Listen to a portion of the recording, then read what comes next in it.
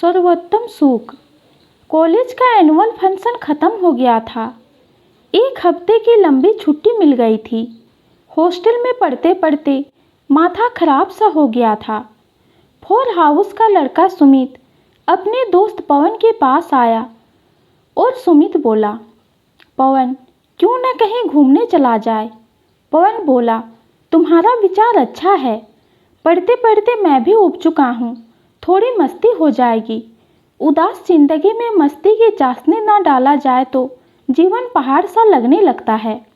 हम दोनों दोस्त ही सिर्फ घूमने चलेंगे, कोई दूसरे को नहीं ले जाएंगे, मगर कहाँ? यह एक यक्ष प्रश्न था। पवन कह रहा था, पहाड़ों पर चला जाए, प्रकृति से मेरा बहुत ही जुड़ाव है। सुमित कहता, शहर घूमने चला जाए, शहरी जीवन और शहरी वातावरण मुझे बेहद आकर्षित करती है। पवन सुमित की बात सुनकर बोला, हरी भरी वादियाँ, नदियाँ और झरने वाली कोई जगह हो तो बताओ। सुमित बोला, कोई अच्छा शहर तुम बताओ, वहीं घूमने चलते हैं। कुछ देर तक वहाँ पर मस्ती करेंगे और देर शाम होते होते अपने हॉस्टल में आ जाएंगे। पवन बोला, दोस्त इस बार मेरी चलेगी। आज पहाड़ों और झरना के बीच ही हमको जाना है। कल तुम्हारे मन से हम दोनों शहर भी घूम लेंगे। सुमित पवन की बातों पर अपनी सहमति जताई। सुमित पवन से पूछा, खूबसूरत वादियाँ, पहाड़, झरने कहाँ पर हैं जहाँ हम लोग चलेंगे? पवन बोला, सुमित यह खूबसूरत वादी शायद इस पृथ्वी पर कहीं नहीं होगी। सच पूछो तो यह जगह स्वर्ग से कम भी नहीं है। वहाँ क्या नहीं है? अनेक अनेक प्रकार के पौधे, अनेकानेक प्रकार के फूल, खूबसूरत नदियाँ, जंगल, चिड़ियाघर, सब चीज़ तो है यहाँ पर। मेरा अपना मानना है, उससे बढ़िया और कोई जगह हो ही नहीं सकती। अगर तुम्हारा विचार हो तो हम दोनों वहाँ चले और खूब मस्ती करेंगे। अगर तुम नहीं जाओगे तो हम तो जाएंगे ही जाएंगे। सुमित पवन से आश्चर्य से पूछा, वो जगह है कौन सी? पवन बोला, यहीं पास ही अवस्थित पहाड़ी पर स्थित देवी माँ का मंदिर। सुमित बोला, पवन यहाँ से कितना दूर है यह मंदिर?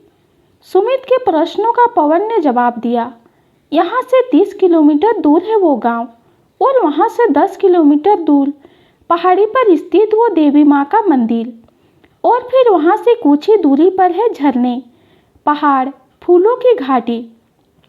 सुमित बोला, तुम अकेले चले जाओ, मेरी इच्छा नहीं है।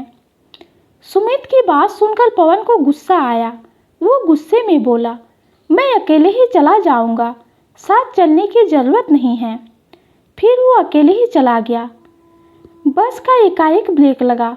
सारे यात्री आगे की तरफ झुक गए। पवन भी आगे की तरफ झुका।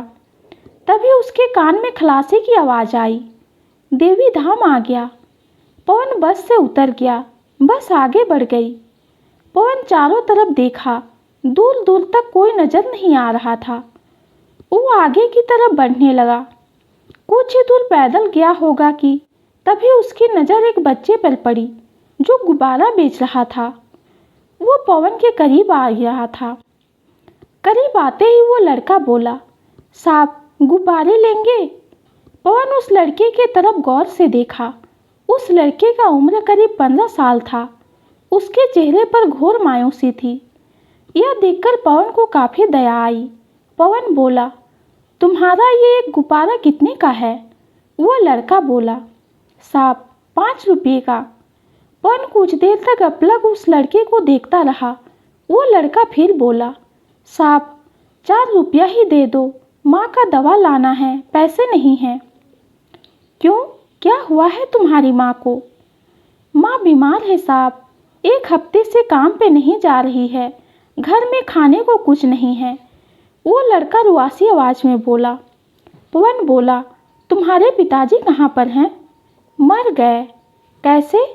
बीमार रहते थे, दवा के अभाव में। घर पर और कौन कौन है? माँ और मैं। पढ़ते हो? नहीं, पढ़ने जाऊंगा तो खाऊंगा क्या? माँ को क्या खिलाऊंगा?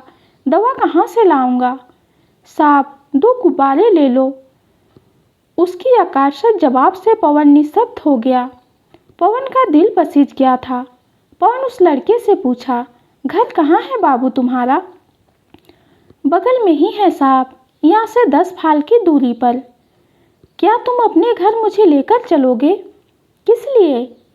साहब, समय जाया होगा, इतने देर में कुछ कमा लूँगा। वो लड़का मना कर दिया। कितना कमा लोगे? ग्राहक का कोई ठीक है, कब आ जाए, कितना आ जाए? उस लड़के की बात सुनकर पवन बोला, तुम्हारे सारे गुब्बारे कितने का है? 20 गुब्बारे हैं, 100 रुपया हुआ, अब 90 रुपया दे दीजिए। वो लड़का अपने पूरे गुब्बारे का थोक भाव बता दिया था। पवन उसे 90 दिया और बोला, अब तो चलो अपने घर, मैं तुम्हारी माँ से मिलना चाहता हूँ। वो लड़का 90 रुपया देखकर खुश हो गया। चलिए, मैं माँ से मिला देता हूँ। वो लड़का आगे आगे और पवन उस लड़के के पीछे धीरे धीरे चल रहा था। एक टूटी हुई झोपड़ी में टूटी हुई खटिया पर एक बूढ़ी महिला लेटी हुई थी और दर्द भरी आवाज़ में कर्रा रही थी। उस बूढ़ी औरत के दर्द भरी कर्रा को सुनकर पवन की आंखों में आंसू निकल गया। पवन बूढ़ी औरत के पास आकर बैठ गया और बोला, माँ क्या हुआ है, दर्द है? वो बूढ़ी औरत कर्राते हुए बोली, कौन है बेटा? उस बूढ़ी औरत का लड़का उसके पास आकर बोला, एक भैया रास्ते में मिल गए हैं, मुझे तुम्हारी माँ से मिलना है बोला तो मैं उसे लेकर आ गया।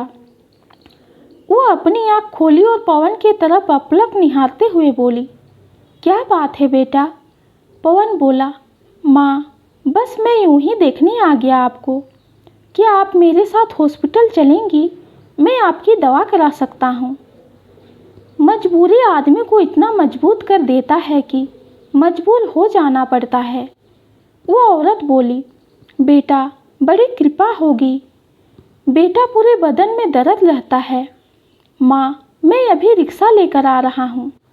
पवन बूढ़ी औरत से कहकर रोड पर आ गया।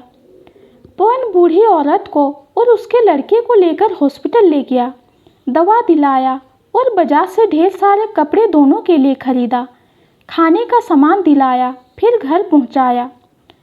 पवन उस औरत से बोला, माँ, अब मुझे चलना चाहिए, हॉस्टल जाते जाते अंधेरा हो जाएगा। वो बूढ़ी औरत पूछी, बेटा तुम कहाँ के हो, यहाँ कहाँ आए थे? पवन बोला, माँ, मैं देवी माँ का दर्शन करने आया था। आज उन्हीं की कृपा से आपका दर्शन हो गया। आप मेरी माँ की तरह हैं। मेरी माँ इस दुनिया में नहीं है। पवन की बात सुनकर वो बूढ़ी औरत पवन को आंख में भर ली। पवन को वो दिन याद आ गया जब उसकी अपनी माँ गोद में लेकर अपने आंचल में छुपा लेती थी। पवन की आंखों से आंसू निकलने लगा। पवन की आंखों में आंसू देखकर बूढ़ी औरत भी रोने लगी। पवन बूढ़ी औरत के लड़के को गोद में उठाकर बोला, आज से तुम मेरा छोटा भाई हो। मैं अगले हफ्ते फिर आऊँगा और अपनी माँ को डॉक्टर के पास लेकर चलूँगा। दवा टाइम से देते रहना। अगली बार से मैं तुम्हारे पढ़ाई की भी व्यवस्था करूँगा।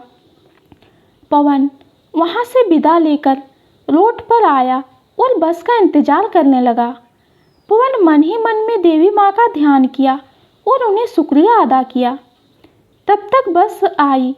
पवन बस में बैठ गया और मन ही मन सोचने लगा, जरूरी नहीं है कि खून के रिश्ते ही अपने हों, मन के रिश्ते भी अपने से भी कहीं अधिक अपने लगने लगते हैं। बस चाहिए ईमानदारी, प्रेम, स्नेह, समर्पण। वो अभिभूत था, रोमांचित था, खुश था अपनी माँ की तरह माँ को पाकर। तो दोस्तों, ये कहानी आप सबको कैसी लगी कमेंट में ज़रूर बताइए। कहानी पसंद आती है तो चैनल को लाइक और सब्सक्राइब कीजिए। धन्यवाद।